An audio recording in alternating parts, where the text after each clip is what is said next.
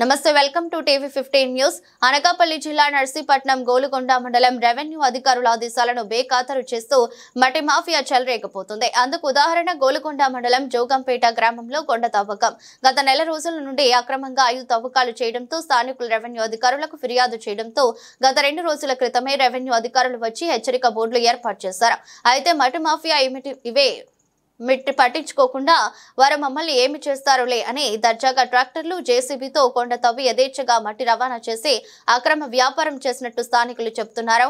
అయితే దీని అందరికీ కారణం స్థానిక వీఆర్ఓ పాత్ర ఉన్నట్టు స్పష్టమవుతుంది. రెవెన్యూ ఇన్స్పెక్టర్ కు ఫిర్యాదు చేసినప్పటికీ కనీసం అటువైపు కన్నెత్తి చూడకపోవటం పలు అనుమానాలు.